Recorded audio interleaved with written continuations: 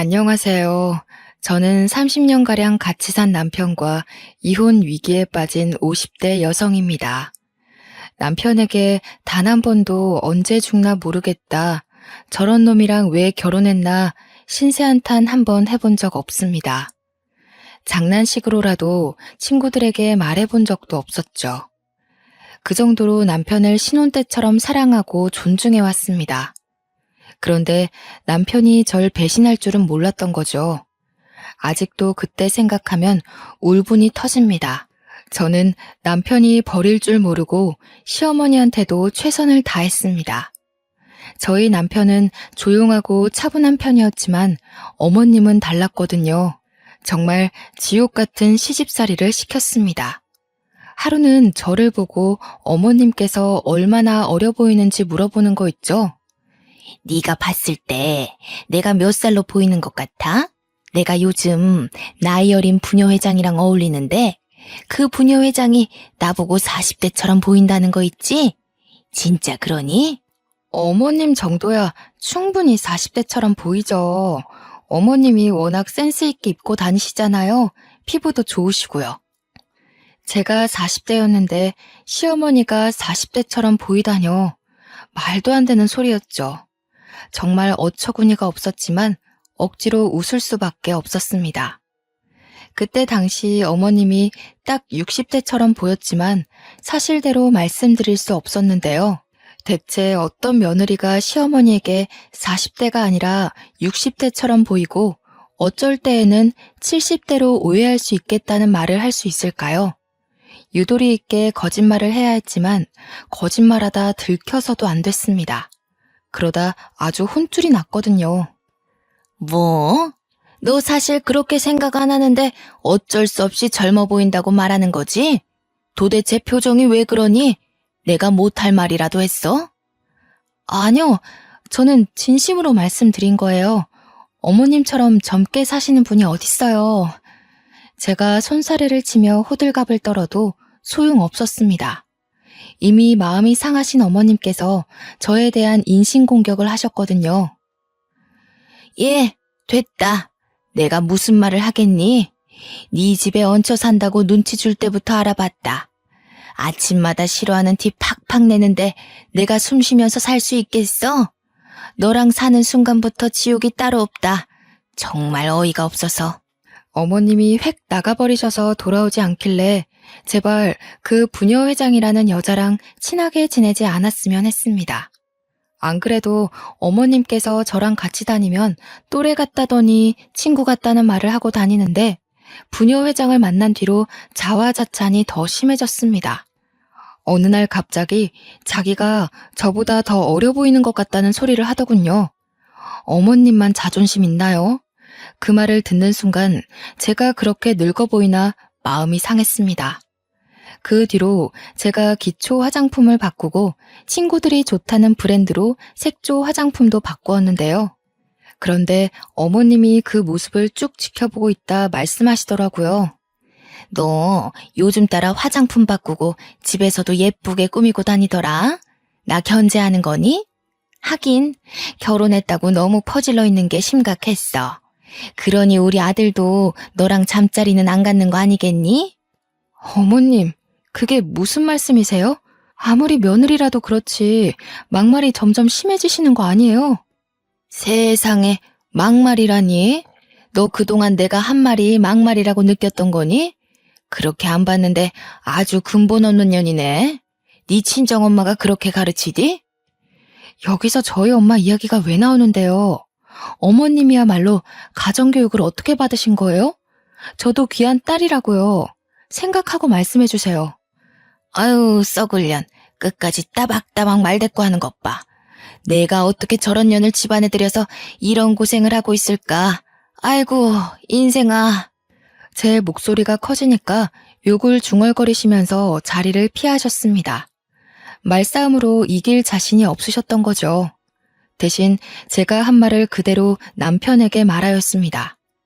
시어머니께서 말씀하신 건 이야기도 안 하고 제가 뭐라고 한 것만 이르셨더라고요. 퇴근하고 돌아온 남편 말을 듣는 순간 열이 받고 말았습니다. 당신 왜 우리 엄마한테 그런 식으로 말해? 아무리 시집살이가 힘들어도 그렇지. 예의 없게 굴면 안 되지. 예의 없게라니? 마음 같아서는 확 쏘아붙이고 싶었는데 참은 거야. 어머니가 나한테 뭐라 한 줄 알아? 나보고 근본 없는 년이래. 친정엄마가 그렇게 가르쳤냐고 따지더라. 엄마가 괜히 그랬겠어? 당신이 갑자기 버릇없게 구니까 그렇지. 아무리 스트레스 받아도 괜히 엄마한테 성질 부리지 마. 난 갑자기 성질 부린 적 없다니까? 어머님께서 나보고, 그만해. 나 피곤해. 일하고 오자마자 엄마한테 시달리고 또 당신한테 시달리고 싶지 않아. 남편은 제 말을 다 들어보지도 않고 욕실로 획 들어가 버렸습니다. 자기 낳아준 엄마라고 꼬지른 건 다 들어놓고 제 말은 듣지도 않다니. 정말 남편이 밉고 짜증났지만 그 다음날 남편이 비싼 향수를 하나 사왔길래 전부 풀렸죠. 제 어깨를 토닥이며 당신이 이해하라고 시어머니랑 싸우지 않았으면 좋겠다고 해서 저도 노력한다고 말했습니다. 요즘 따라 야근하고 주말에도 일하는 남편에게 집안일까지 들먹이고 싶지 않았거든요. 제 선에서 해결하려고 노력했습니다. 그러다 또 일이 터지고 말았습니다. 시어머니께서 웬일로 옷을 사오셨길래 기쁜 마음으로 입어보았죠. 어머님, 이게 무슨 옷이에요? 너무 예쁘다. 어디서 사신 거예요? 너무 비싼 건 아니죠? 백화점에서 사긴 했는데 비싼 건 아니다. 네가 옷이 좀 없는 것 같길래 생각난 김에 사봤어. 너무 감사해요. 제가 어머님 옷을 사드려야 하는데 죄송해요. 저랑 어머님이 같이 살면서 작은 일로 자주 마음이 상하고 다투다 보니 화해 요청으로 옷을 사준 줄 알았습니다. 시어머니께서 사주신 옷은 고급 원단으로 만든 것 같은 소재의 심플한 원피스였습니다. 베이지색이라서 결혼식 같은 중요한 자리에 입고 가도 될 것 같더라고요. 여기에 결혼 기념일날 받은 진주 목걸이를 하면 좋겠다 생각하며 설레하고 있었습니다. 그런데 가정주부가 원피스를 입고 어디 갈 일이 없더라고요. 옷장에 소중하게 모셔두고 있는데 어머님께서 갑자기 나들이를 제안하셨습니다. 예, 나랑 드라이브 좀 하자. 부녀 회장이 가자는데 너도 데리고 오라고 하더라. 어머, 제가 가도 되나요? 괜히 눈치 없이 끼는 거 아닌가 몰라요. 부녀 회장과 가는 거라길래 마음에 좀 걸리긴 했지만 오랜만에 외출이었습니다. 게다가 제가 가보고 싶었던 집 근처 땡땡공원 벚꽃길을 가자고 하더라고요. 저희 지역에서 봄이 되면 늘 주목을 받는 곳이 땡땡공원 벚꽃길이었습니다. 이사 온 뒤에 코로나가 터져서 한 번도 보질 못했는데 이번 연도에 드디어 개장했다고 하더군요. 사진으로만 보며 부러워했던 그곳에 가다니. 게다가 애들도 다 커서 학교 기숙사에 지내고 있는 터라 애들을 데리고 갈 필요도 없었습니다. 그야말로 자유였던 거죠.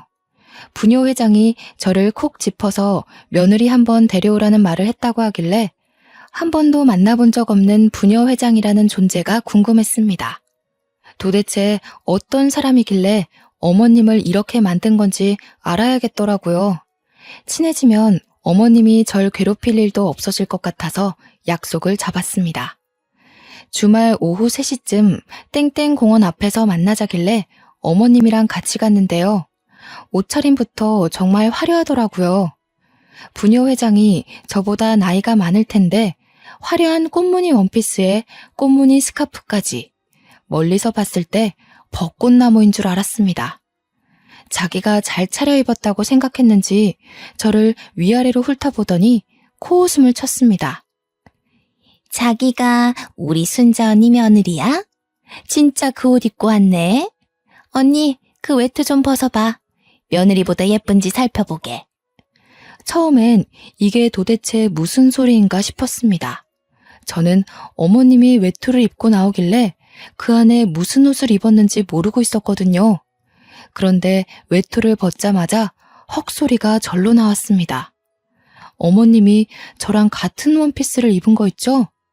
일부러 그런 듯 제 옆에 붙어서서 부녀 회장에게 이렇게 말하였습니다. 어때? 내가 며느리보다 낫나? 훨씬 젊어 보여? 당연히 언니가 훨씬 젊어 보이지. 이렇게 같은 옷 입혀놓으니까 더 티난다.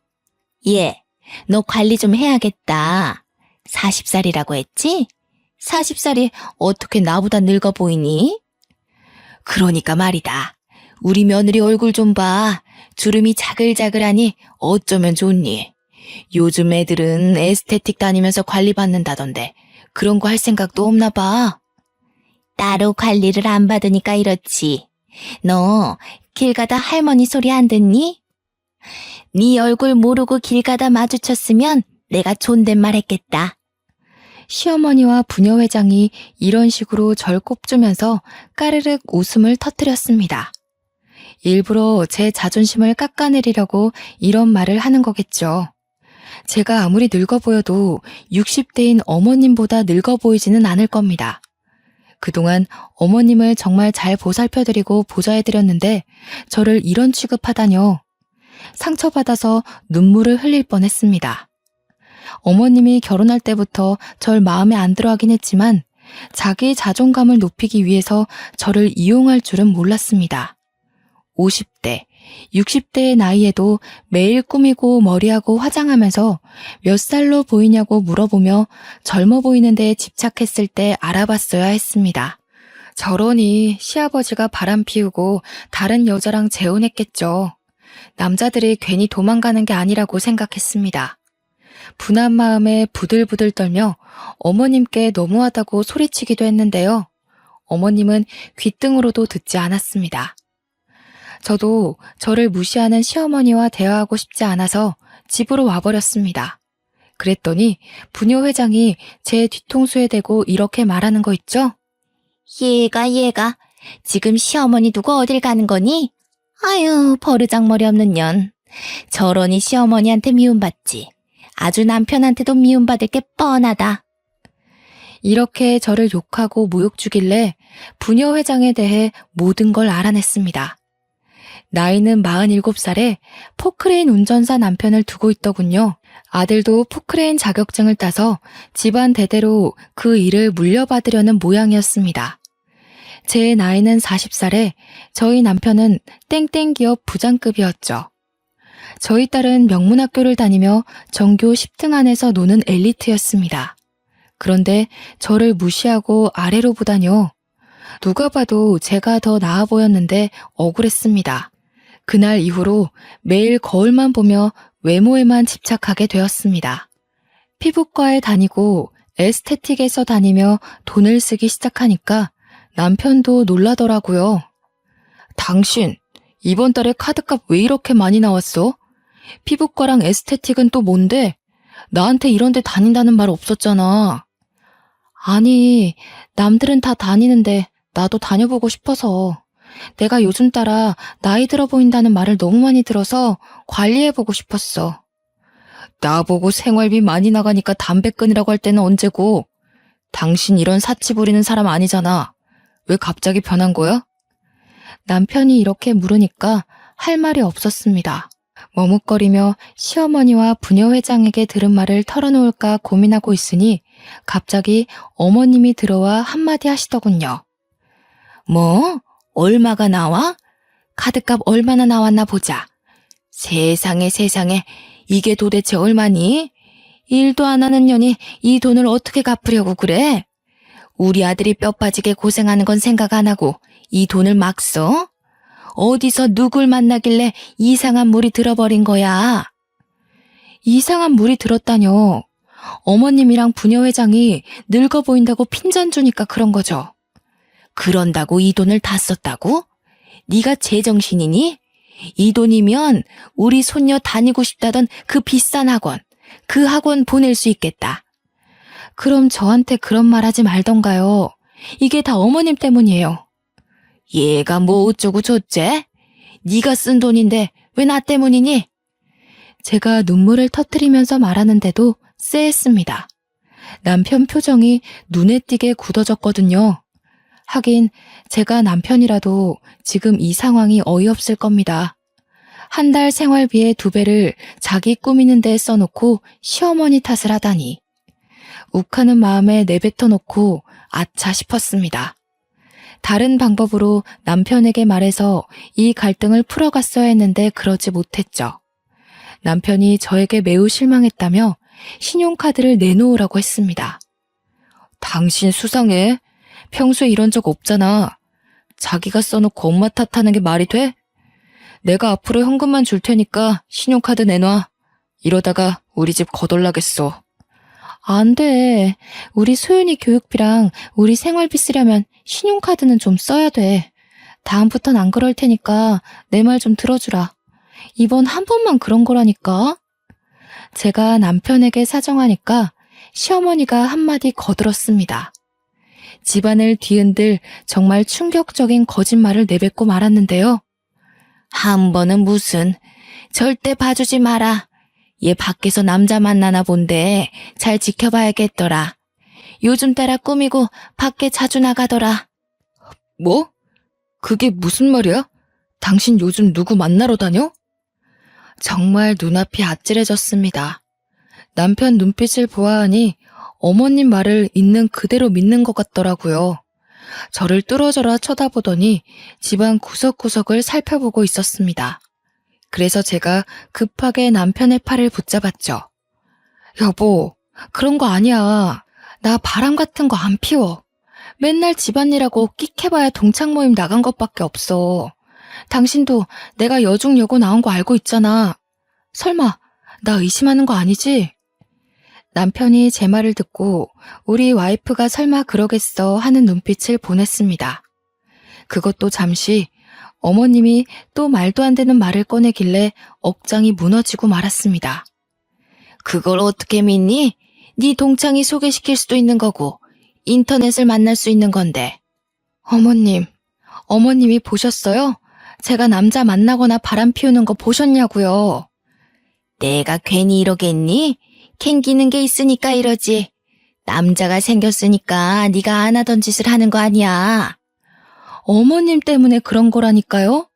어머님이 저 볼 때마다 나이 들어 보인다 관리하라고 잔소리를 하시니까. 내가 언제? 구초라, 내가 그런 말 한 적 있니?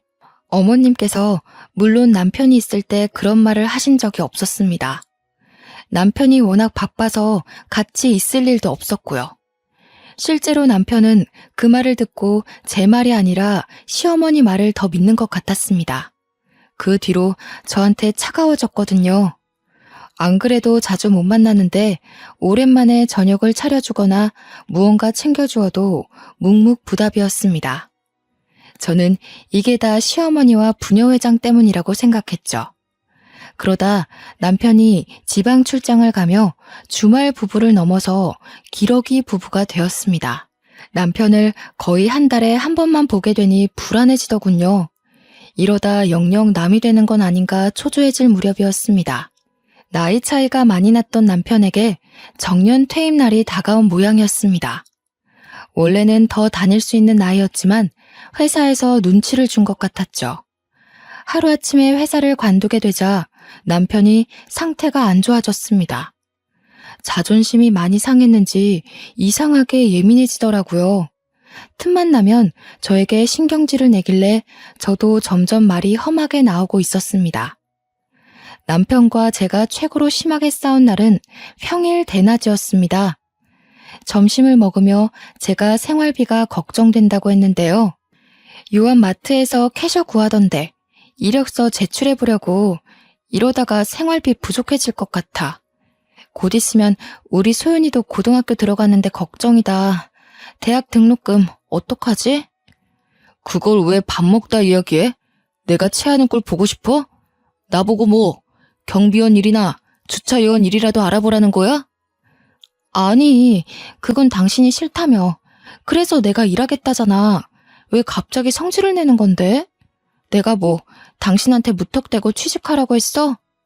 백화점에서 청소하는 사람이랑 주차 요원 구하길래 지원해보자고 한 거잖아. 당신이 동네 사람들 만날 것 같아서 싫다며. 어떻게 그런 일을 하냐고 나보고 하지 말라고 했잖아. 그럼 당신은 아무렇지도 않아? 마트 캐셔로 일하다가 동네 사람들 만나도 아무렇지도 않냐고. 도대체 왜 그게 불편해? 동네 사람들 그 마트에서 일한 적 많이 있거든? 당신 다른 사람들 눈치 좀 보지 마. 일단 우리가 먹고 살아야 하는 거 아니야? 그렇게 돈이 걱정되면 당신 애인한테 가서 좀 달라고 해. 우리 엄마가 그러는데 동네에 소문 쫙 났다고 하더라? 뭐? 무슨 소문? 어머님이 또 뭐라고 말씀하셨는데? 당신 오랫동안 연애하고 있는 사람이 있다며. 당신이 내 카드로 피부과 끊고 에스테틱 끊었을 때부터. 그런 거 아니야. 어머님 말 믿지 말라니까? 도대체 왜 그러는데? 제발 내 말 좀 믿어줘. 제가 눈물까지 흘리며 도대체 언제까지 의심할 거냐고 난동을 피워도 소용없었습니다. 끝까지 저를 의심하더군요. 헛소문이라고 침착하게 말해봐도 화를 내봐도 남편은 한결같았습니다. 아무래도 갑자기 회사를 그만두게 된 후로 집안 가장이 돈을 못 벌어온다는 콤플렉스가 생기면서 저를 철저하게 의심하는 것 같았습니다. 아마도 제가 남편을 버리고 애인에게 갈 거라는 생각이라도 하는 모양이었죠. 저보다 엄마 말을 더 믿는 마마보이인 건 알고 있었어도 이렇게 철석같이 저를 배척하고 미워할 줄은 몰랐습니다. 괜히 같은 핏줄인 게 아니었습니다. 어머님도 젊어 보이고 싶고 늙어가는 게 싫은 콤플렉스가 있으니 저한테 괜히 시비를 걸고 미워하는 거겠죠. 남편도 그 피를 물려받아 자기가 못생기고 키도 작고 나이도 많은데 그나마 잘 벌어오던 돈도 못 벌어오니 절 의심하는 것 같았습니다. 둘이 한 편을 먹고 저를 몇 년 동안 왕따시켰습니다. 절 두고 몰래 외식을 하고 오거나 여행을 다녀오는 일도 잦았는데요. 아침 일찍 일어나 마트 캐셔 일을 하고 오니 남편과 시어머니가 없어서 그러려니 했습니다. 저를 왕따시키고 어딜 놀러 갔을 거라고 생각했죠. 그런데 안방에서 이상한 말소리가 들리더라고요. 가까이 다가가 귀를 기울여 보니 여자 몸매 이야기를 하는 게 들렸습니다. 그 여자 몸매 봤니? 허리는 잘록하고 골반 넓은 게 애 잘 낳을 것 같더라. 며느리랑 너무 달라. 어떻게 그 나이 먹도록 20대처럼 날씬한가 몰라. 그러게. 성격도 좋은데 애교까지 많더라. 엄마 며느리가 그러면 얼마나 좋아? 얘, 자기 애인한테 애교 부려야 하는데 너한테 애교 부릴 시간이 있겠니? 내가 여러 번 말했지? 걔 이상한 점 한두 가지 아니라고. 그런데 증거가 없잖아. 엄마 말대로 수상해 보이는데 일하러 간다길래 따라가 봐도 진짜 마트 캐셔일만 하고 있던데? 우리가 365일 따라다녔니? 걔가 매일 바람 피는 것도 아닐 텐데 한두 번 따라다니면 안 되는 일이야. 지금이라도 남자 만나는 거 잡아내서 이혼해야지. 언제까지 그런 애랑 같이 살 거니? 차라리 오늘 만난 댄스 스포츠 선생이랑 재혼해라. 재혼은 무슨 재혼. 우리 소윤이 생각하면 이혼은 하면 안 돼. 요즘 이혼이 별거 아니라고 하지만 동네에서 우리 집 이혼했다고 소문났을 때 나도 너무 힘들었어. 그때 엄마도 힘들었잖아. 걔 딸이라면 아주 사족을 못 써서 이혼해도 꽁꽁 숨기고 있을 거다. 그럼 며느리가 바람 피우는 것처럼 몰래 만나보던가. 뭐? 어떻게? 이러면서 시어머니가 남편에게 말하는 목소리가 작아지길래 심장이 빠르게 뛰었습니다. 남편과 어머님이 도대체 무슨 말을 하고 있는 걸까요? 죄 없는 저를 두고 남자 숨기고 있다고 의심하고 힐난하는 것도 모자라 저 몰래 바람까지 피우려고 작전을 세우고 있었습니다. 저는 남편이 댄스 스포츠를 배우러 간 사실도 모르고 있어서 얼른 안방문을 열고 들어가 보았죠. 제 예상대로 남편과 시어머니가 저를 보고 놀라서 눈을 동그랗게 뜨고 있었습니다. 아유, 깜짝아. 얘가 왔으면 기척이라도 낼 것이지. 왜 말도 없이 문을 열어? 어머니, 방금 무슨 말씀하시는 거예요? 댄스 스포츠가 뭐요? 지금 저 몰래 저희 남편 바람 피우라고 여자 소개시켜주려는 거예요? 뭐? 이게 미쳤나? 내가 무슨 치매라도 걸린 줄 알아? 이게 다 너 때문 아니니? 우리 아들이 요즘 죽고 싶다는 말을 자주 하길래 병원에 가봤더니 우울증이라고 하더라. 너는 우리 아들이 이렇게 되도록 뭐 했니? 설마 또 남자 만나고 온 거야? 남자라뇨. 어머님이랑 당신 둘 다 이상해. 내가 아니라고 몇 번 말해야 돼? 나는 한 번도 바람 피운 적 없다고. 남편만 병원에 갈 게 아니라 어머님도 병원 가봐야 할 것 같아요. 둘 다 아주 미친 것 같아. 봐봐라. 이렇게 이상한 또라이 취급하면서 끝까지 바람 피우는 거 숨기는 거. 너 같은 것은 지금 당장 이혼당해서 혼쭐이 나봐야 한다.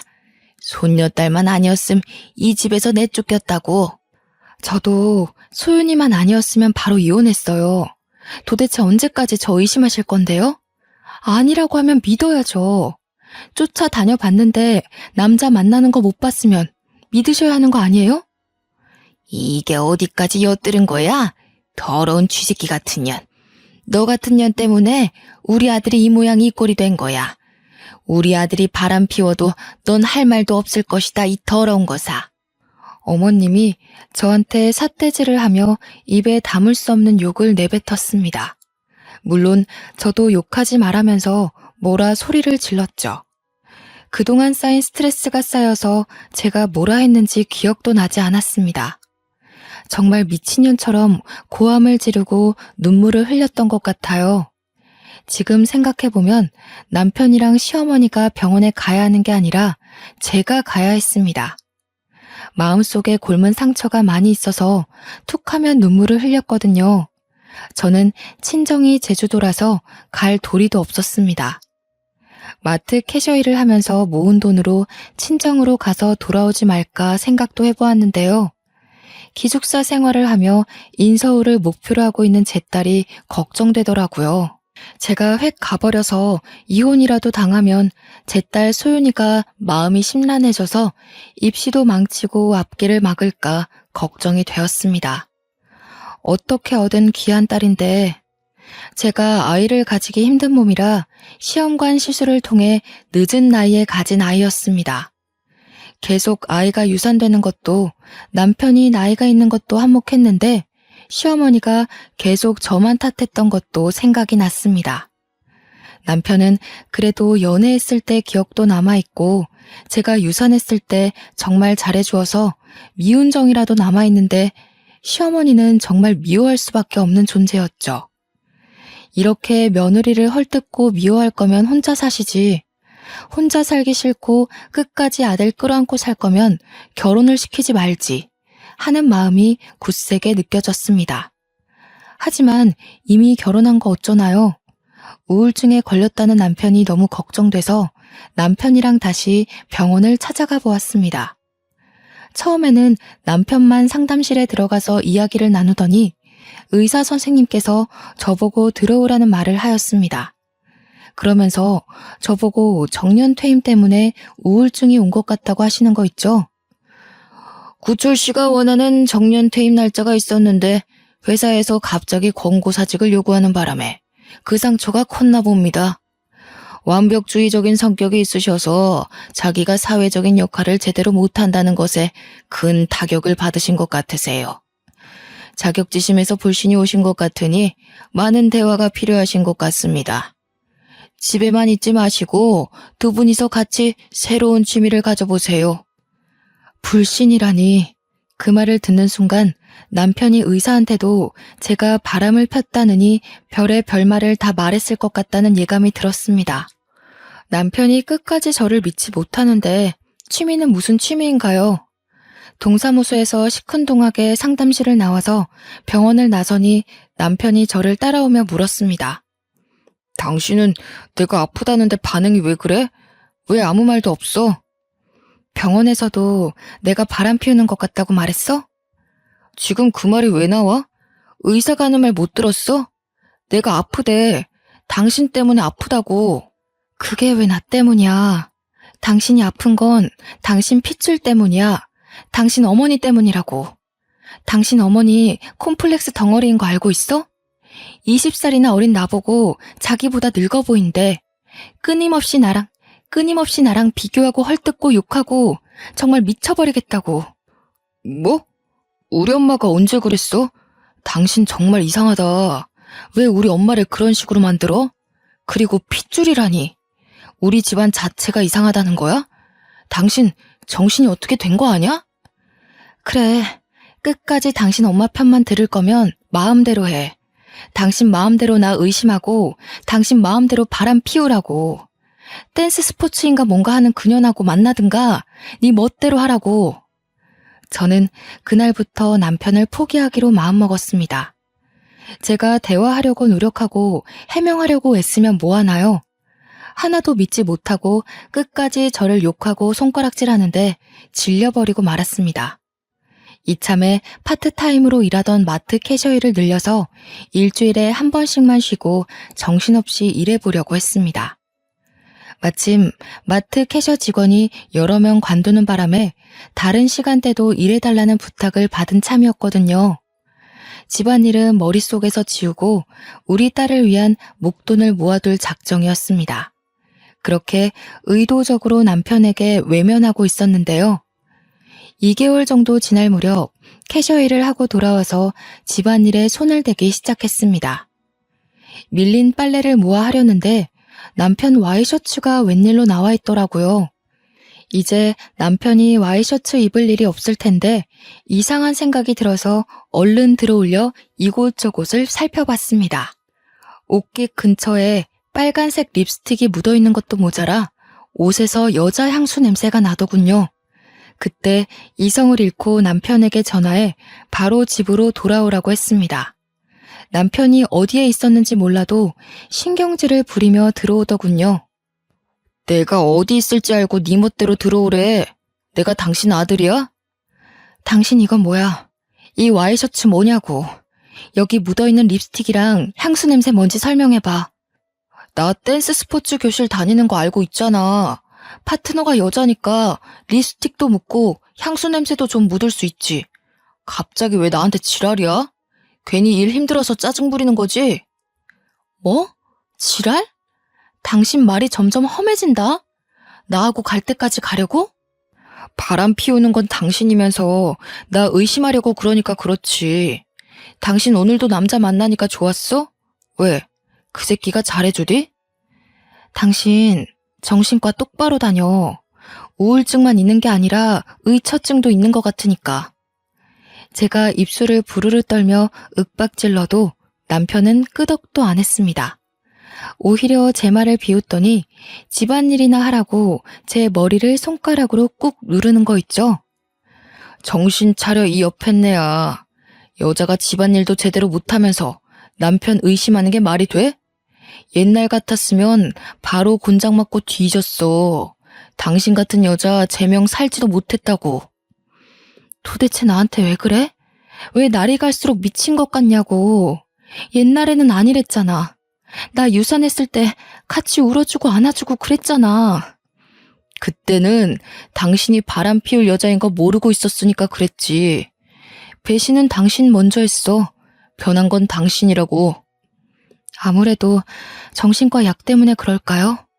남편이 이성적으로 생각하지 못하고 시어머니 말을 아예 맹신하는 것 같았습니다.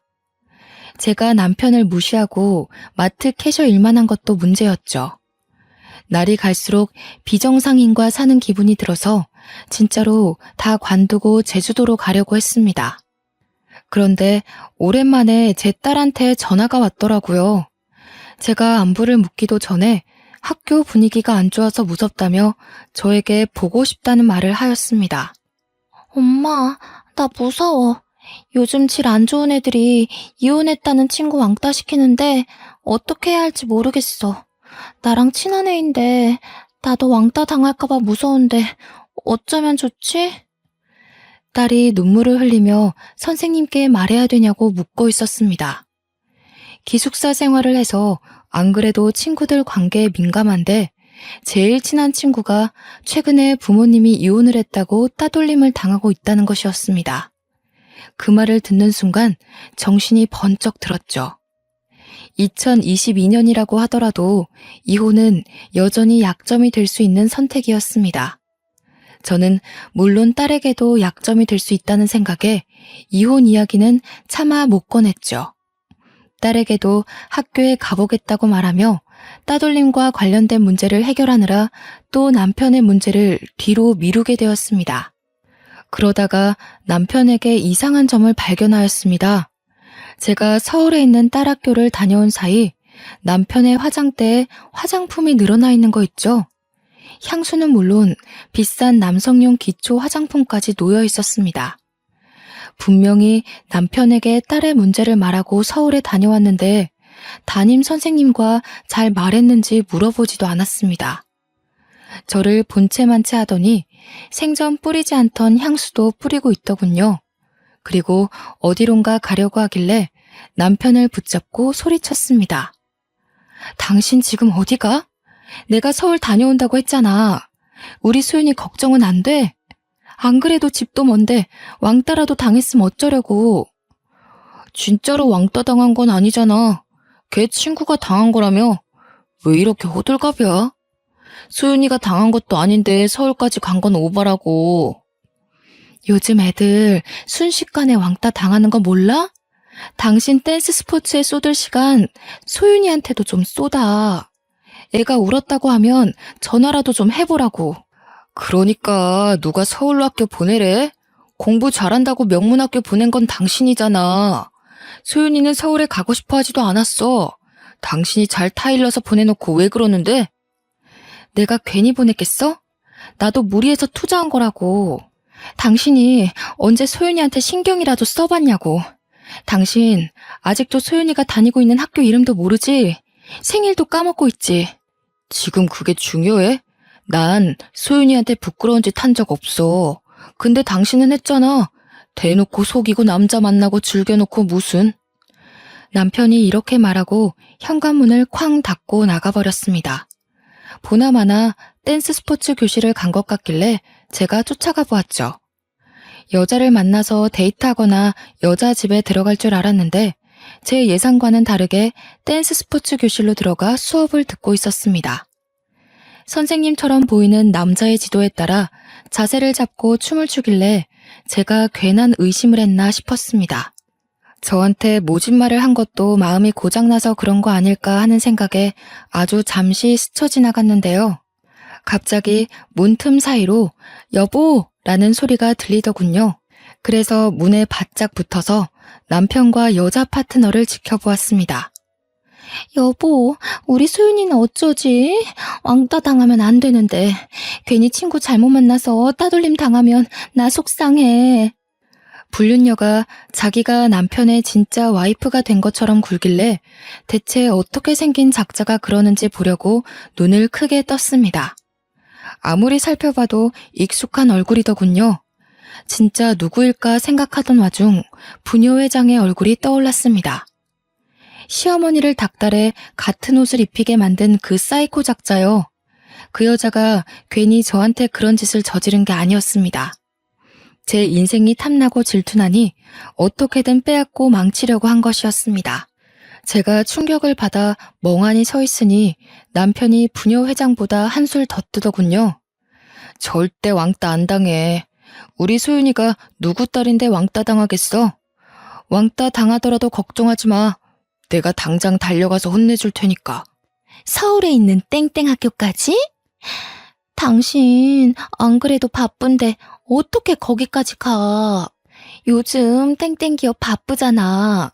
당신이 거기서 일 제일 잘해서 사람들이 당신만 찾는다며. 딸 문제 때문에 연차 쓰면 사람들이 이해해줘야지. 뭐라 항의하면 자르면 돼. 어머, 우리 오빠 대단하다. 오빠랑 결혼하길 너무 잘했어. 남편과 불륜녀가 말하는 대화는 전혀 사실이 아니었습니다. 불륜녀가 진짜 와이프고 수윤이가 자기 친딸인 것처럼 구는 것부터 거짓이었죠. 게다가 남편이 수윤이를 생각하는 것도 거짓, 아직 땡땡 기업에 다니고 있는 것도 거짓이었습니다. 남편이 땡땡 기업에 다니고 있을 때에는 인정받지 못하고 구닥다리 취급받은 적이 많이 있었습니다. 남편이 바람 피운 이유는 불륜녀가 남편의 환상을 채워줘서일까요? 댄스 스포츠 회원들이 남편과 불륜녀를 부러워하며 동경하는 눈빛을 보내자 남편의 어깨가 절로 올라가 있는 게 보였습니다. 회원들도 남편과 불륜녀가 부부인 걸로 알고 있더라고요. 자연스럽게 제 딸 소윤이 이야기를 꺼내며 문제가 얼른 해결됐으면 좋겠다. 그건 그렇고 전부터 둘이 인꼬 부부 같아서 부러워하길래 허탈한 웃음이 절로 나왔죠. 게다가 더 충격적인 말이 회원들의 입에서 나오고 있었습니다. 그리고 이번에 늦둥이 생긴 거 참 축하해요. 이 나이에 아주 기적이야, 기적. 맞아요. 아들 갖고 싶다고 노래를 부르더니 결국 생기네. 가만 보면 둘이 바라는 대로 다 되는 것 같아. 정말 대단해. 제가 이 말을 듣고 놀라서 문을 벌컥 열어버리고 말았습니다. 댄스 스포츠 교실 회원들도 이 동네 사람들일 텐데 소문날 건 생각도 안 하고 아주 난동을 피우고 말았죠. 당신 지금 바람 피운 것도 모자라 임신시켰어? 이 여자 임신시킨 거냐고. 갑자기 찾아와서 무슨 말 하는 거야? 수업 중인 거 안 보여? 나가서 이야기해. 뭘 나가서 이야기해. 여기서 이야기해. 이거 놔. 여기서 이야기하라고. 마음 같아서는 사람들 다 있는 데서 남편을 힐난하고 싶었지만 힘이 따라주지 않았습니다. 남편에게 붙잡혀 질질 끌려 나오고 말았죠. 그것도 모자라 남편에게 믿을 수 없는 말을 듣고 말았습니다. 우리 경자한테 애가 생겼어. 당신도 만나는 남자 있을 테니까 서로 비밀 지키자. 안 그래도 소윤이 친구가 이혼 가정이라고 왕따 당했다며? 나도 우리 소윤이 왕따 당하는 거 원치 않아. 소윤이 대학 갈 때까지 비즈니스 커플로 남게. 내가 몇 번을 말하면 믿을래? 내가 결백하다는 거 죽은 다음에 믿으려고? 난 결백해. 내 이름 걸고 우리 엄마 이름 걸고 우리 소윤이 이름 걸고 단 한 번도 바람 피운 적 없다고. 당신 나중에 후회하지 말고 지금이라도 무릎 꿇고 싹싹 빌어. 빌긴 뭘 빌어? 내가 미쳤다고 배신자 앞에서 무릎 꿇을 것 같아? 나한테 바람 피울 구실 준 건 당신이야. 당신 이러는 거 점점 심해지는 것 같아. 약 제대로 먹고 있어? 병원 다니고 있는 거 맞는 거야? 이 여편 내가 이제는 날 정신병자 취급하고 있네? 야, 너야말로 정신 차려. 남자라면 아주 사족을 못 쓰는 년 주제. 그 말을 듣는 순간 머릿속이 새하얘졌습니다. 눈물이 와르르 쏟아지면서 다리에 힘이 풀리더군요. 제가 풀썩 주저앉았는데도 남편이 미친년, 나쁜 년, 안 되려고 연기하네라며 상스러운 욕을 하길래 제가 이혼하자고 소리쳤습니다. 남편이 조용히 하라고 동네 창피하다고 하길래 교실 안으로 달려들어갔죠. 그리고 있는 힘껏 목소리를 높였습니다. 저기요, 지금 이 둘이 진짜 부부 같죠? 이 여자는 불륜녀예요. 정신 아픈 우리 남편 갖고 놀다가 내 자리 뺏으려는 불륜녀라고요. 지금 이 여자가 당신들한테 말한 거 다 거짓이에요. 허세라고요. 울 남편이 땡땡 기업 그만둔 지가 언젠데 뭐가 어째? 우리 딸 얼굴은 알고 있니? 감히 우리 딸 이름을 들먹여. 내가 어떤 고생을 하고 사는지 알고 있어? 알고 있냐고. 제가 불륜녀 머리채를 붙잡고 난리를 치니까 남편이 저를 떼어내려고 했습니다. 초인적인 힘을 발휘해 불륜녀에게서 안 떨어지려고 하니까 남편이 욕을 하더군요. 그래서 확 불륜녀 머리채를 놔버렸습니다. 불륜녀는 당연히 엉덩방아를 찌으며 눈물을 흘리더라고요. 저는 불륜녀가 생쇼를 하며 눈물을 흘리던 말던 남편 뺨을 후려쳤습니다. 거기서 끝내지 않고 경찰을 불러 이 두 놈이 가족을 버리고 붙어먹더니 임신까지 했다고 일러 바쳤습니다. 경찰은 이걸 어떻게 해야 하나 난감해하는데 불륜녀가 시치미를 떼더라고요. 애는 무슨 애요? 저희는 그냥 수업 같이 듣는 사람인데 갑자기 찾아와서 제 머리채를 잡아 뜯었어요. 그냥 미친년 같다고요. 아, 그래? 그럼 이 회원들이 들은 말은 뭐지? 경찰 아저씨, 회원들한테 물어봐요. 이 여자 배 쓰다듬으면서 뭔 말했는지. 그걸 왜 물어봐요? 그런 건 물어보지 마세요. 친하지도 않은 사람들인데 왜? 그러면 물어보지 말고 바로 병원 가보자. 그렇게 당당하면 지금 산부인과 가서 사진 찍어보자고. 네 뱃속에 애가 있는지 없는지 살펴보자니까. 이 미친년이 왜 그래? 이거 안 나? 미친년은 너지. 우리 시어머니 콤플렉스 살살 긁어대면서 나 질투하게 만든 년이 누군데 그러지? 내가 그렇게 부러웠어? 부러우면 이래도 돼? 내 인생 망쳐도 되냐고. 제가 불륜녀 팔을 세게 잡아당기며 광분하니까 경찰들이 뜯어 말렸습니다. 이런 건 경찰 소관이 아니라서 이혼 소송하고 위자료를 요구해보라는 거 있죠. 정말 억울했지만 경찰들이 하라는 대로 해야죠. 어쩌겠어요. 경찰들이 각자 집으로 데려다 주겠다고 하길래 그 자리가 파토나고 말았습니다. 그 뒤로 동네에 남편이 바람 피우는 게 소문났지만 남편의 뻔뻔함은 사라지지 않았습니다. 불륜녀와 함께 아예 다른 지방으로 이사가서 집에도 찾아오지 않았죠. 저는 제 딸 소윤이가 대학에 입학할 때까지 참았습니다. 안 그래도 소윤이가 해외 대학으로 목표를 바꿔서 제가 이혼해도 괜찮을 거라고 생각했거든요. 실제로 제 딸이 영국에 있는 임페리얼 칼리지라는 대학에 입학하게 되었습니다. 그 소식이 들리자마자 남편에게 이혼 소송을 걸었죠. 동네에 소문난 것도 있었고 댄스 스포츠 교실 회원과 선생이 증인이 되어 주었습니다. 다행히 법원이 제 손을 들어주었는데요. 남편에게 거액의 위자료를 주었지만 영국으로 해외 유학 간 딸을 둔 저로서는 참 부족해 보였습니다. 드라마 보면 위자료 받고 떵떵거리며 살던데 저는 여전히 마트 캐셔 일을 하고 있었죠. 덕분에 제 마음이 날이 갈수록 피폐해지고 있었습니다. 밤낮 없이 일을 하고 있던 어느 날 제가 퇴근하고 돌아가는데 멀리서 익숙한 실루엣이 보이더라고요. 한 걸음 한 걸음 다가가 보니 남편이 멀뚱히 서서 저를 기다리고 있었습니다. 소윤이가 유학을 잘하고 있냐고 연락도 없던 사람인데 갑자기 찾아오다니. 그때 그 순간이 끔찍한 악몽처럼 느껴졌죠. 게다가 남편이 저를 보자마자 무릎을 꿇더니 눈물을 흘렸습니다. 여보, 내가 미안해. 내가 정말 잘못했어. 당신을 믿는 건데. 당신 때문에 내가 미친 게 아니라 우리 엄마 때문에 미친 건데 끝까지 당신을 안 믿고 내가 배신해버렸어. 갑자기 찾아와서 무슨 말 하는 거야?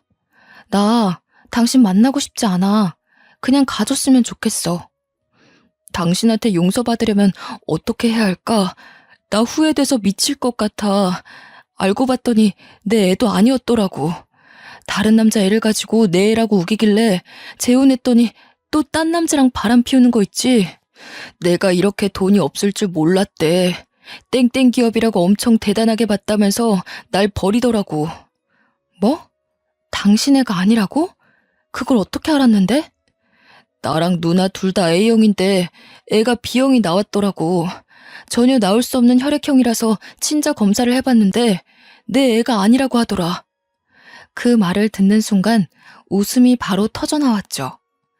땡땡 기업에서 겨우 버티다 잘린 주제에 능력남인 것처럼 연기하다 결혼하고 나서 딱 걸렸나 봅니다. 괜히 허세를 부리니 그런 꽃뱀 같은 여자가 걸리는 거겠죠. 제가 한참을 웃다 남편을 내려다보며 한마디 해주었습니다. 근데 이걸 어쩌나?